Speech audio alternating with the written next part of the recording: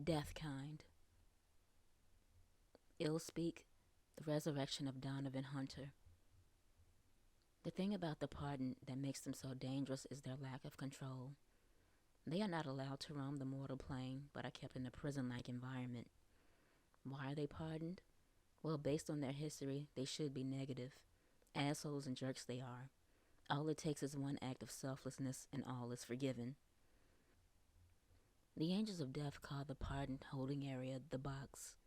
Each individual is given a room and nothing else. They have no entertainment, no contact with anyone other than the voices that they hear. They hear voices. Whenever a living person speaks the name of a pardoned, they hear it. They sit in their empty rooms and listen to people gossip about them. Why is that so bad? Because people speak ill of the dead. Illspeak is what turns the pardon from a loser, curled up in the corner, into a supernatural force to be reckoned with. It hasn't happened many times, but the few times that a pardoned ghost has turned into a full-blown poltergeist were crazy. Never speak ill of the dead. Whatever. The only reason the aforementioned doesn't happen more often is because most people shut up before they gain enough strength. It's a good thing, too. I already have enough work to do. I don't have time to be running around trying to subdue a butthurt ghost on a rampage. The most recent time a poltergeist went nuts was about 8 years ago. I was around the box hanging out with the angels of death on duty. Not long after I arrived, a few came outside complaining about a pardon named Donovan. I listened to them bitch and whine about how he was being belligerent. The pardon can't handle Illspeak at all. They kick, scream, curse, fling themselves into the walls, threaten to kill people, and all of that nonsense. Very immature. I offered to visit his grave and share whatever information I could find out. I haven't had many opportunities to use my power of gravesight and jumped on the chance. All angels of death have gravesight. It enables us to see any postmortal's life by taking a look at their headstone. Very cool and very useful at certain times. Donovan Hunter was the whole of all asses in his lifetime, but had done something rather commendable. He donated blood marrow to a stranger. Bravo, applause.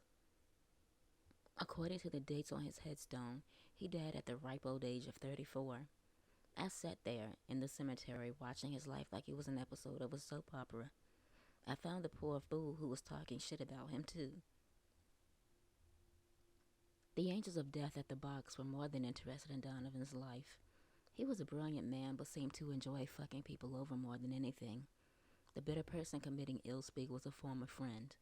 The friend who goes by Peter Russell was still mad about Donovan's many betrayals. He had an affair with Peter's wife and produced a little bastard baby, and also screwed up a business deal that cost Peter almost $1 million. Whole of all asses he was.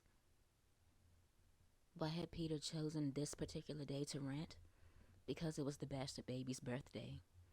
The boy had turned 3 years old and his wife was still pretending to be a perfect little wife mother.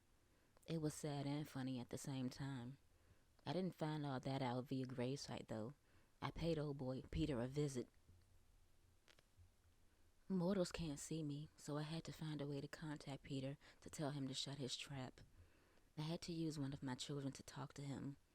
The only soulseer in the area was Raymond Hudson. He was 18 at the time and didn't want to be bothered. The look on Peter's face when Raymond knocked on the door was priceless.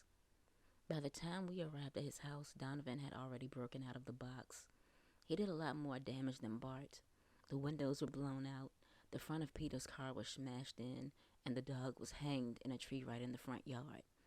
The bastard baby's birthday party was canceled. I stood behind Raymond and told him exactly what to say to Peter. Raymond told Peter all about the shady things that Donovan had done and explained to him what Donovan had become. Did he believe that his former friend was haunting him? Hell no. At least not until Raymond got up to leave and addressed him. By him, I mean Donovan. It was probably reckless, but it got us the results that we wanted.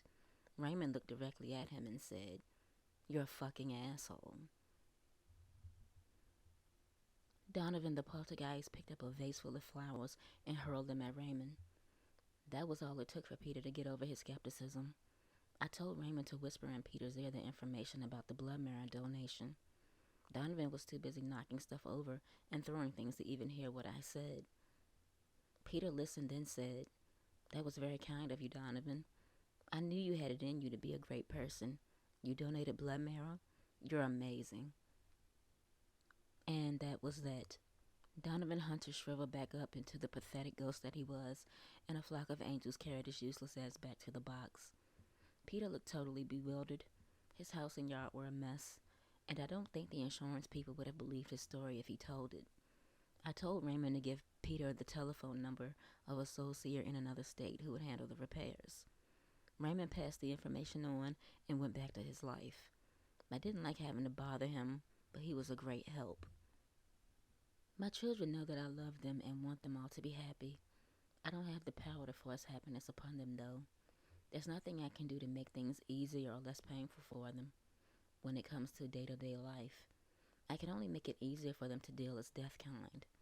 As far as that goes, some of them never appreciate my gift. They would rather not live a long, stressful life. Worst case scenario? Suicide. There are exceptions to every rule. Soulseers can kill themselves if they feel there are no other options. Do I try to talk them out of it? Of course, but it's still not my choice to make. Charlotte Yvonne Jennings Miller was the only child of mine who gave up. There was nothing I could do for her. Whenever I'm asked if the death pass can be given back, I cringe. I can't lie to them, but telling the truth hurts me to my core. Suicide is never an easy choice for anyone to make, but actually going through with it takes more than a bullet to the head for a soulseer. It's just not that easy.